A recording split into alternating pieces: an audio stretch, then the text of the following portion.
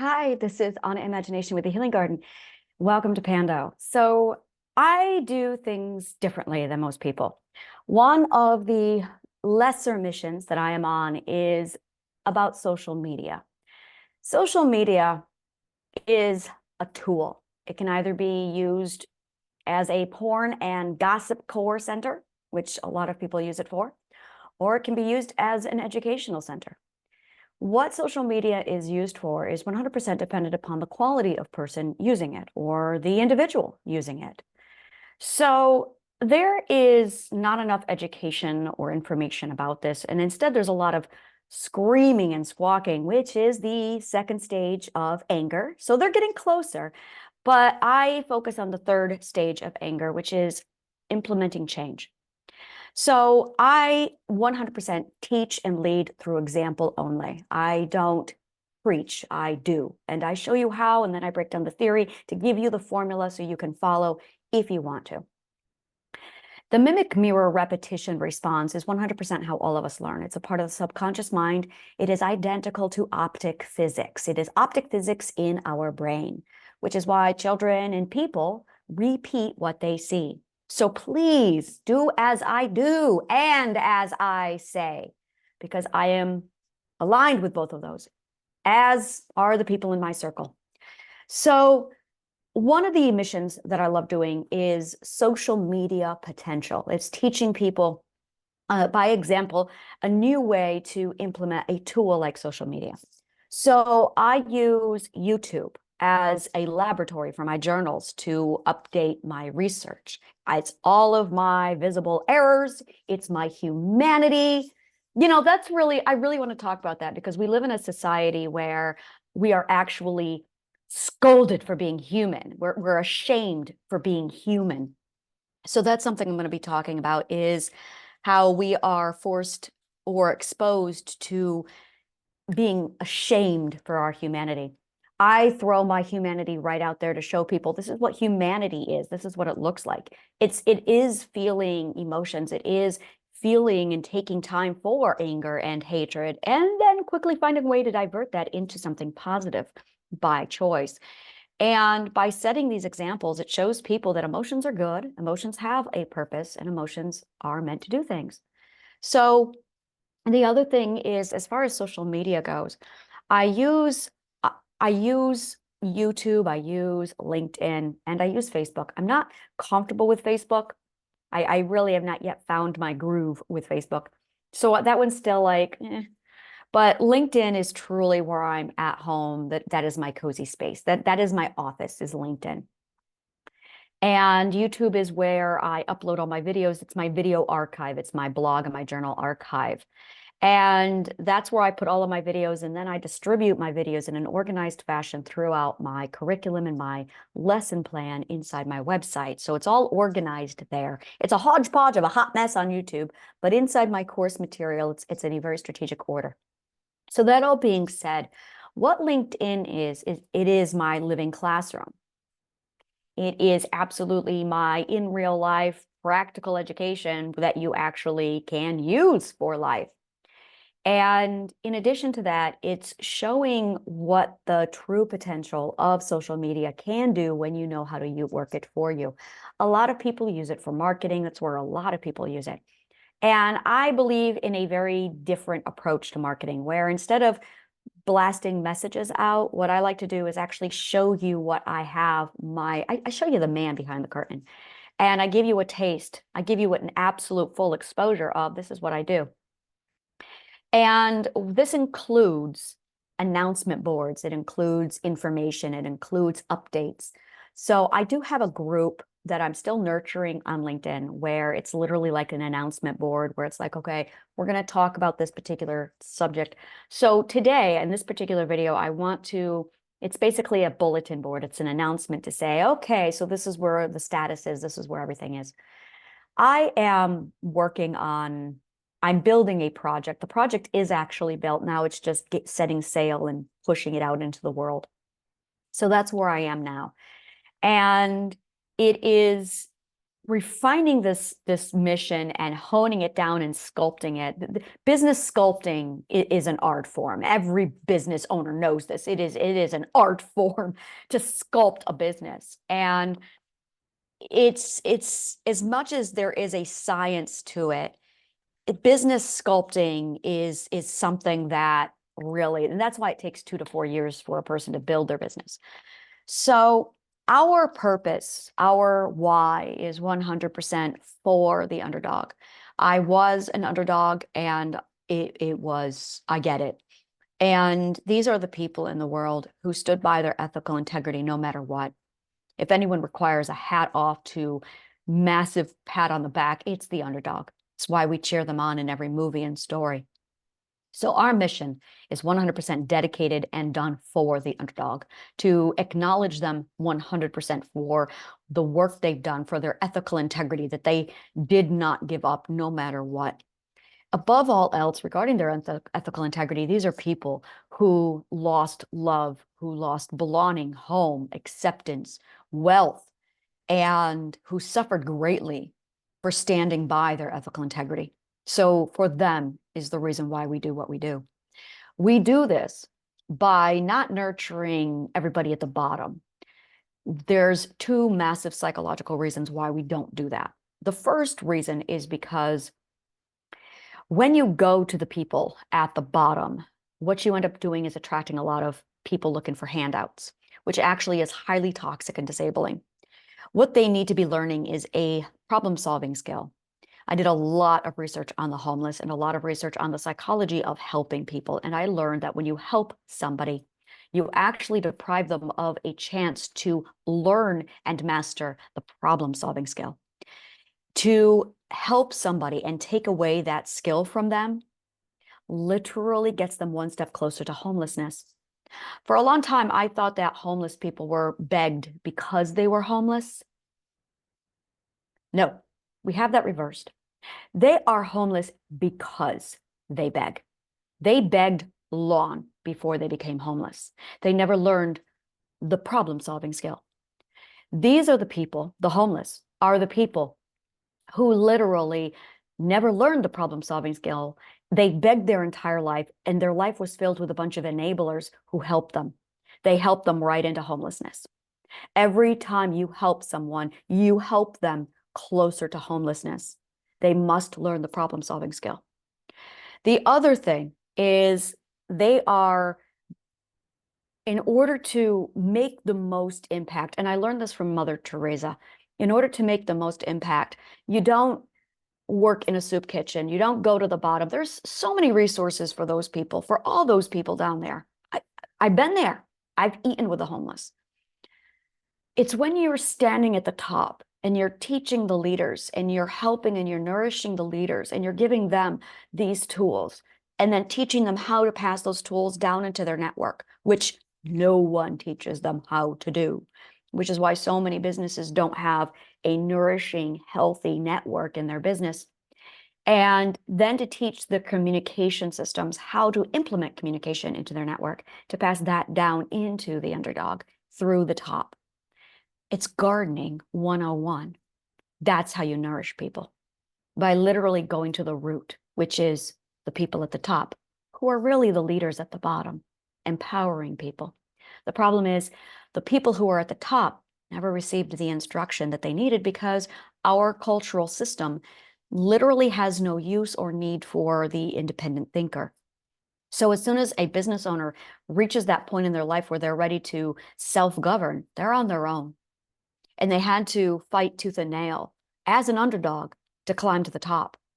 And they made it there as best as they could. And what I see inside every abuser is an unhealed victim, is an underdog who is still screaming and in pain.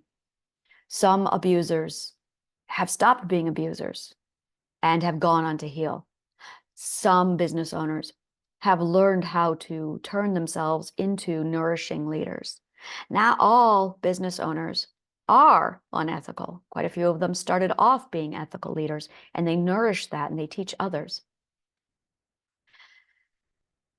So to really nurture a network inside of a business and show the true potential.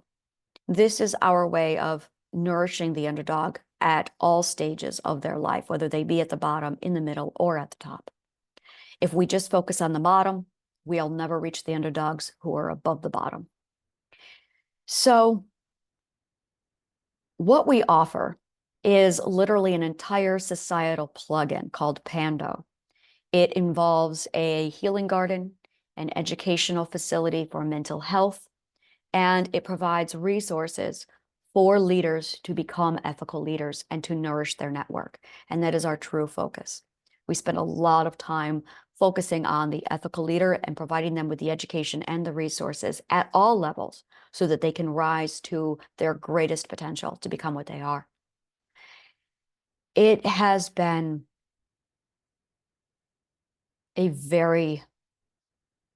this is a project that I started back in 1992. And it is a very in-depth purpose that I am still pursuing and following. And I realize the best way I can reach people is in LinkedIn, is in social media, by directly speaking to you and updating you, showing you what we're doing. And literally it's toggling between, this is the news bulletin, this is the meeting that we're going to do, this is the agenda, and over here, this is the lesson. So we have our lessons in our education, and then over here we have this is why we do what we're doing, and this is where we're going with it, and this is the project. So we have the overall project, and then we have our educational products and our resources. So it's very much toggling between those two things. I feel like there needs to be a third thing. There always needs to be a third thing, because that's how you do navigation and triangulation for orientation. You need 3 for stability. That's physics, that's math. You need 3 for stability. So we have our education. We are looking for collaborators. We have our announcements and keeping people informed and making sure that they are up to date on moving forward. And the majority of people who follow us are either here for the educational sources, or they are here to follow us on our mission forward. And I don't do I do the marketing, but what I really focus a lot on is let's do the education. So I post literally about 4 or 5 newsletter articles a day. I'm a writer first and foremost, so that's a lot of what I do, is I put that out there. I am for humanity. That is something I am huge on. I teach people how to be human and not to be ashamed for their humanity. And the problem is there's so much toxic noise that people have confused and lost sight of what human really looks like. So we use the 12 ethics. Everything that we do is revolved around the 12 ethics. The 12 ethics have a long history to them. They are thousands of years old. They come from Mother Nature. They are embedded into each and every one of us. They're either dormant and not unlocked, or they are unlocked in people. The people who have them unlocked, when I talk about the 12 ethics, they go, oh yeah, I know these ones. If they are unlocked, people are clueless. So one of the huge things we do is focus on your ethical IQ, which is actually your humanity. And it's very much a focus on, this is what humanity does look like. There's a lot of toxic behavior out there. People who blame, victimization, the whole poor me, and I have no patience for that mindset. These are the people who, when they are ready to turn their mindset around, they have to find their own way out. And one of the hardest lessons to learn is there's that tipping point. And it's literally the 5th ethic is when it takes place. It's when you decide to no longer allow others to govern you. It's when you decide to self-govern and to do so ethically. So you have a choice in life on which path to go. And what you're really choosing isn't just what path you want to go, how you want to get there. What you're really doing is choosing your standards, your quality in life. And a lot of people choose the quality in life that focuses on wealth, comfort. They desire the best possessions. And what this really comes down to is your ethical quality as well. So ethical quality is something that we really talk a lot on to really zoom in on that. We teach you how to use your subconscious mind. We teach you how to take physics and merge it with your psychology so that you can actually steer and navigate your life exactly where it is you want to go. We teach you how to turn your mind on. We have mental diversification, which is literally the genius code inside of your mind. We have the algorithm for that. So we can literally turn your brain on and turn you into a genius. It is quite extraordinary. We have a lot of new things that have never been seen before, 7 new academic disciplines. And we talk on politics, we talk on the situation as it is, but our agenda is not to take sides. Our agenda when we talk about these things is to dissect the problem at the core and then to look for that solution. And then we implement the solution and we put it into action using power economics. And we record all of this because we learn through example. And the biggest problem that all of us have had is, I don't know about you, but I did not have ethical role models when I was a child. I didn't. Well, I did. I had to choose Gandhi and Booker T. Washington. I didn't have any living ethical role models. So I chose Steve Jobs to teach me business. And I chose Gandhi and Mother Teresa to teach me humanity and ethics. I chose Plato to teach me education. So when you decide to choose the highest quality of masters and teachers to learn from, you become those teachers. And this is, again, back to that ethical quality of your life. And Robert Kiyosaki, author of Rich Dad, Poor Dad, he makes this statement that's just absolutely beautiful and true. If you want to do something, find somebody who did it well and turn them into your mentor or role model. And that is exactly, absolutely, that is 100% something that I'm huge on. And I teach you precisely how to choose high quality role models, how to use discernment. One of the biggest logical fallacies we have taught by incompetent teachers is that you're not qualified or authorized to choose your teachers. I beg to differ. When you have ethical quality, you can actually use your ability to determine if somebody is qualified to teach you or not. And this is how it's done. It does not take an education for you to ask the question, who is the best teacher in the world? You Google that shit. And then when the internet, check your sources. When the internet comes back and 20 different websites tell you the same name, yeah, it's a no-brainer. When you Google things like, who are the best teachers in the world? And the internet keeps giving you the same 20 names, I want you to look for the common denominators. This is math. Look for the common denominators.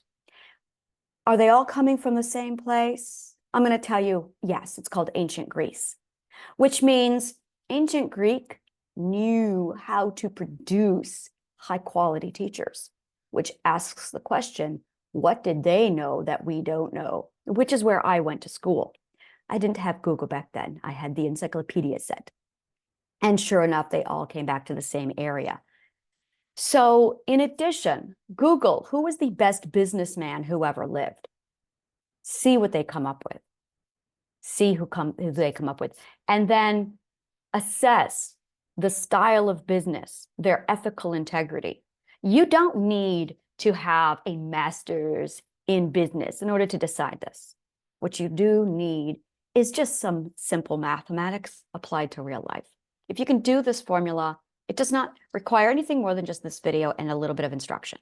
That is how you determine if somebody is qualified to teach you, is look at their ethical integrity, look at their accomplishments in life, look at what they succeeded at doing, look at what they've done.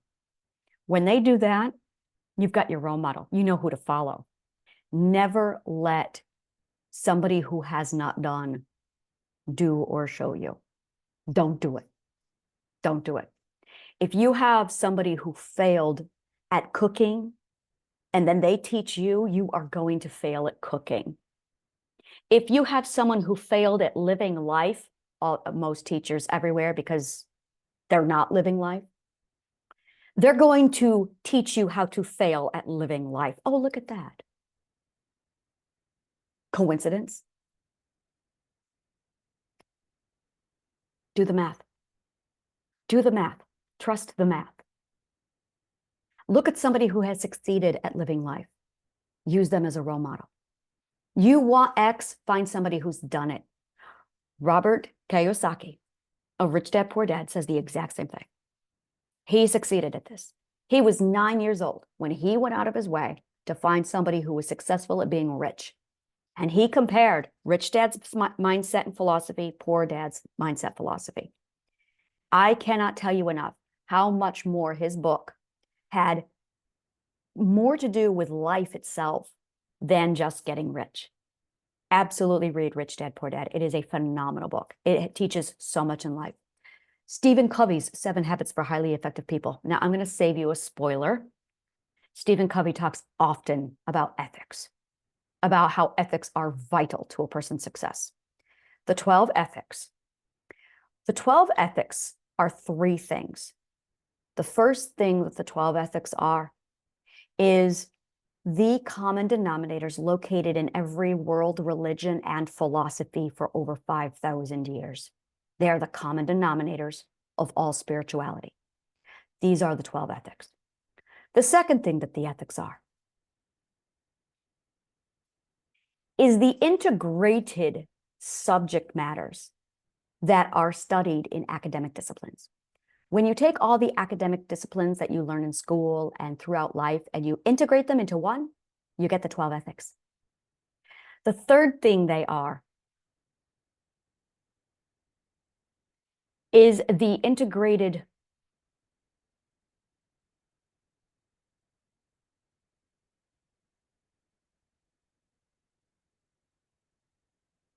Gold Escher Bach.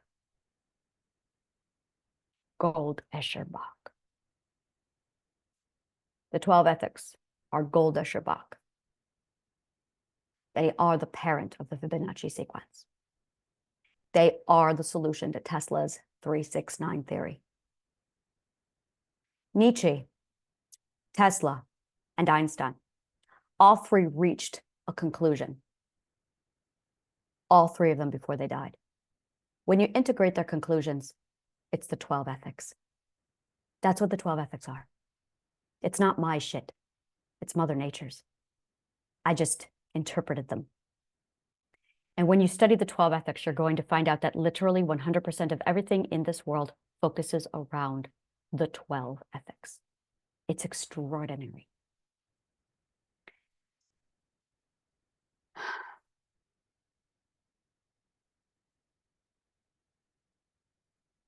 The world is changing, and because it's changing, more importantly, because we are the people who society has thrown away, and the society that exists is for other people.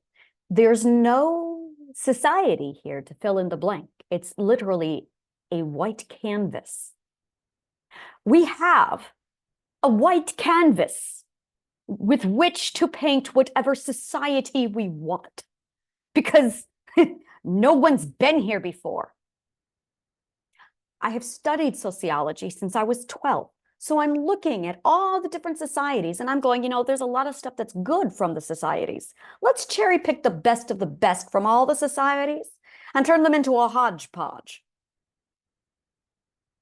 So my team has decided that knighthood is coming back. That's something that we have decided to cherry pick. So we are definitely going to have knighthoods. We have a round table, and we also borrowed a lot from Plato's Republic. So we're in the process of literally sculpting a society that literally will be existing next to the current society, which is why it's a plug-in. It's because it's all the things that we don't have from that society into this society, and they're going to be symbiotic and coexisting. And it's literally like well, that's the kindergarten room, and this is the middle school.